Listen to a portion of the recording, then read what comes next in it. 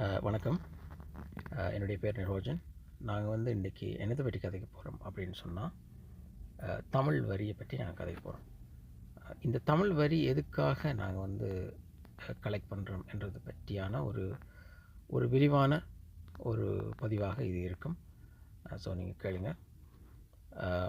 இந்த வரியை வைத்துக்கொண்டு நாங்கள் அதாவது வந்து தமிழீழத்துடைய தலைமைகள் அதை எப்படி கையாளணும் என்றதை பற்றியான ஒரு பதிவாகத்தான் இது இருக்கும்.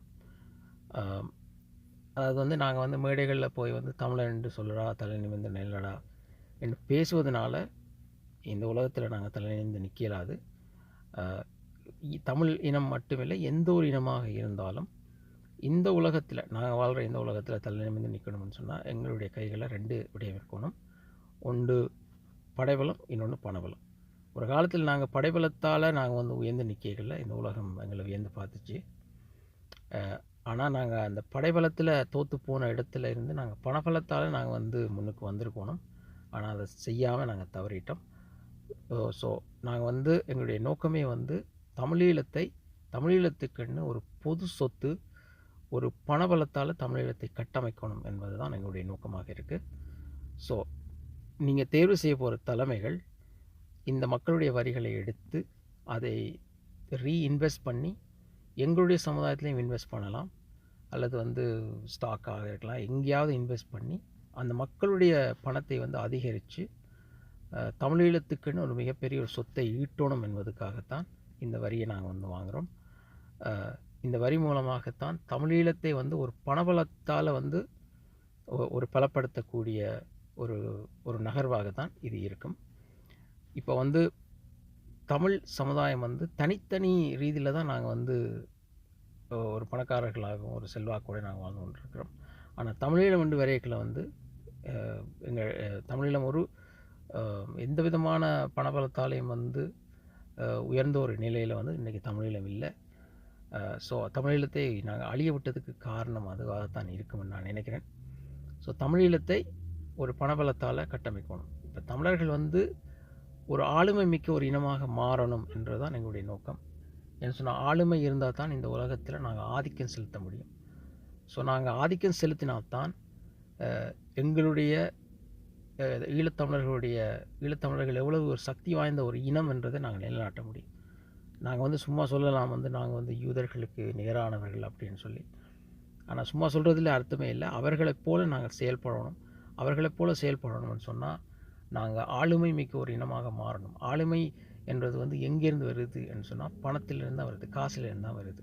காசு இருக்கிறவர்களிடம்தான் ஆளுமை இருக்கும். ஸோ நாங்கள் வந்து தமிழீழத்தை வந்து ஒரு ஆளுமை மிக்க ஒரு கட்டமைப்பாக மாற்றணும்னு சொன்னால் நாங்கள் பணபலத்தால் அந்த தமிழீழத்தை வந்து கட்டமைச்சா மட்டும்தான் நாங்கள் வந்து மிகவும் ஒரு ஆளுமை மிக்க ஒரு இனமாக மாற முடியும். அப்போ தான் நாங்கள் எங்களுடைய காசையும் வந்து பல நாடுகளில் இன்வெஸ்ட் பண்ண முடியும். பல நாடுகளில் இன்வெஸ்ட் பண்ணுறதன் மூலமாக எங்களுடைய இன்ஃப்ளூயன்ஸையும் வந்து அங்கே நிலைநாட்ட முடியும். எங்களுடைய இன்ஃப்ளூயன்ஸை நிலைநாட்டினால்தான் நாங்கள் வந்து தமிழீழத்தை ஒரு டிப்ளமேட்டிக் ரீதியில் வந்து தமிழீழத்துடைய அங்கீகாரத்தையும் நாங்கள் பெற முடியும். இது ஒரு ஆழமான ஒரு சிந்தனையாகத்தான் இது இருக்குது. ஆனால் வந்து இதை பற்றி நீங்கள் சிந்திக்கணும். அதுக்காகத்தான் நாங்கள் வந்து ஒரு வரியை வந்து மக்களிடம் வந்து நாங்கள் வாங்குகிறோம். நீங்கள் வாங்குகிற வரிகள் வந்து ஒரு சரியான முறையில் பயன்படுத்தப்பட்டு அதை வந்து ஒரு சரியான பாதையில் நாங்கள் கொண்டு போய் சேர்க்கணும். அதை வந்து நீங்கள் தேர்வு செய்ய போகிற தலைமைகள் அதை செய்வார்கள் என்ற நம்பிக்கையில் தான் நாங்கள் வந்து இந்த கட்டமைப்பை நாங்கள் உருவாக்கி இருக்கிறோம். ஸோ இதை பற்றி வேறு ஏதாவது கருத்து உங்களுக்கு இருந்தால் நீங்கள் தாராளமாக எங்களை வந்து கான்டாக்ட் பண்ணலாம். அதுக்கான சரியான பதில் நாங்கள் தருவோம். அதை தாண்டி வேறு எதுவுமே இல்லை. ஸோ இதை பற்றி கொஞ்சம் நீங்கள் சிந்தியுங்கள். தமிழர்கள் வந்து பலப்படணும் என்பது தான் எங்களுடைய நோக்கமாக இருக்குது. தமிழர்களை பலப்படுத்துவது தான் எங்களுடைய நோக்கம்.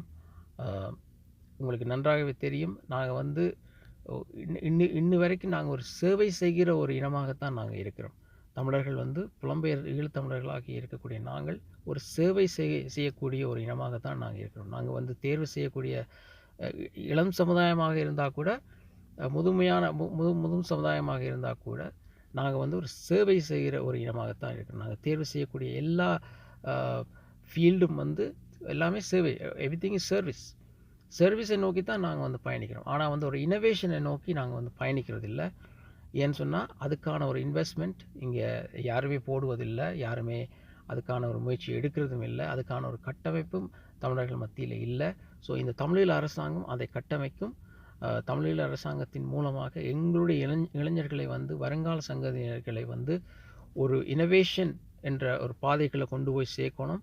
ஒரு நவீன, அதாவது வந்து ஒரு தொழில்நுட்பத்தை உற்பத்தி செய்யக்கூடிய ஒரு முன்னேற்றத்தை நோக்கி தமிழர்கள் வந்து காலடி எடுத்து வைத்தால் மட்டும்தான் இந்த உலகம் எங்களை வந்து மதிக்கும், இந்த உலகம் எங்களை வியந்து பார்க்கும். நாங்களும் ஒரு ஆளுமை மிக்க ஒரு இனமாக நாங்கள் எப்போ உருவமாக இருந்தால் ஒரு தொழில்நுட்பத்தையே உற்பத்தி செய்யக்கூடிய ஒரு இனமாக நாங்கள் மாறும்போது தான். நாங்கள் காலம்பூராக நாங்கள் வந்து சேவையே மட்டும் நாங்கள் செய்து கொண்டு இருந்தோமாக இருந்தால் நாங்கள் வந்து அடுத்த கட்டத்துக்கு நகரவே முடியாது. நாங்கள் ஒரு ஆளுமை மிக்க ஒரு இனமாக மாறவே முடியாது. ஸோ ஈழத்தமிழர்களாகி நாங்கள் ஒரு ஆளுமை மிக்க ஒரு இனமாக மாறணும். ஆளுமை மிக்க இனமாக மாறணும்னு சொன்னால் நாங்கள் நிச்சயமாக பணபலத்தால் நாங்கள் உயரணும். ஸோ தமிழீழத்தை ஒரு பணபலத்தால் கட்டமைக்கணுன்றது தான் எங்களுடைய நோக்கம். ஸோ உங்களுடைய பதிவுகளை நீங்கள் வந்து எங்களுக்கு தாருங்கள், உங்களுடைய ஃபீட்பேக்கையும் எங்களுக்கு நீங்கள் தாருங்கள். இதை பற்றி என்ன நாங்கள் விவாதிக்கலாம். அவ்வளவுதான். சிந்திச்சு பாருங்கள். நன்றி, வணக்கம்.